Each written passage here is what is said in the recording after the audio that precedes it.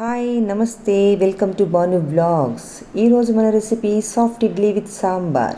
రెండే అన్నాను, ఇంకోటి కావాలంటే ఈ వీడియోని చివరి వరకు చూడండి. మూడవది ఇట్స్ గ్రేట్ బొనాన్జా. మెత్తటి ఇడ్లీ కోసం 4 గ్లాసుల ఇడ్లీ రైస్ని, నేనైతే సేలం రైస్ని ప్రిఫర్ చేస్తాను. 1 గ్లాసు పచ్చి బియ్యంని,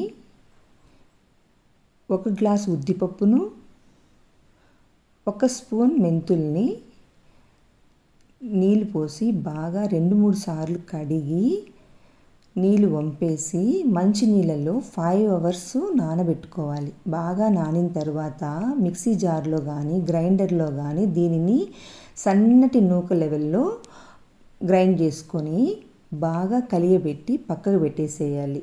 ఇలా 8 to 12 అవర్స్ ఉంచుకున్న పిండిని కావలసినంత సపరేట్గా తీసుకొని కాస్త ఒక చిటికెడు బేకింగ్ సోడా, 1 చిన్న స్పూన్ సాల్ట్ వేసి బాగా కలియబెట్టుకోవాలి.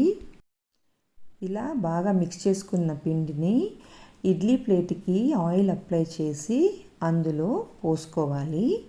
ఇక్కడ మీకు ఒక చిన్న చిట్కా చెప్తాను. యాక్చువల్గా 8 to 12 అవర్స్ పిండిని పక్కకు పెట్టుకోమన్నాం కదా, ఆ పిండిని వింటర్లో అయితే రాత్రంతా బయటే ఉంచుకుందాం. సమ్మర్లో అయితే ఒక 2 to 3 అవర్స్ బయట ఉంచి మిగిలిన అవర్స్ ఫ్రిడ్జ్లో పెట్టేద్దాము. ఇప్పుడు ఈ ప్లేట్ని 10 minutes స్టీమ్ పెట్టుకుందాం. ఇప్పుడు ఇడ్లీలు చక్కగా కుక్ అయ్యాయి. వీటిని తీసి హాట్ బాక్స్లోకి ఉంచేసుకుందాం. చాలా సాఫ్ట్ ఇడ్లీ రెడీ అయింది కదండి. మీరు కూడా ఇలాగే కుక్ చేసేసుకోండి. సేమ్ మెజర్మెంట్స్ ఏమీ చేంజ్ చేయకండి. ఇప్పుడు దీనికి సాంబార్ కావాలి కదా, రెడీ చేసుకుందాం రండి. 1/2 కప్పు కందిపప్పు తీసుకొని శుభ్రంగా 2-3 సార్లు కడుక్కున్న తర్వాత మంచినీళ్ళు పోసి ఒక 3 విజిల్స్ వచ్చేంత వరకు కుక్కర్లో ఉడకబెట్టుకుందాము. ఇది ఉడికేలోపు మనము సాంబార్ పౌడర్ని రెడీ చేసుకుందాము.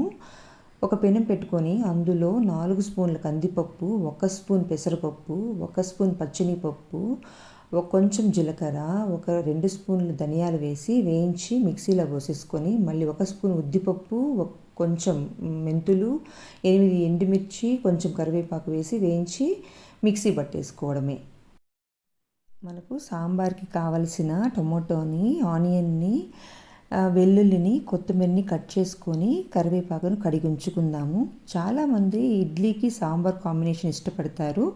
ఇడ్లీకి ఇంకా చాలా వెరైటీస్ చేసుకోవచ్చు. మిగిలిన వీడియోస్లో చూసుకుందాం. ఇలా పెట్టుకున్న పప్పులో కాస్త నీళ్లు వేసుకుంటూ వెనుపుకుందాము.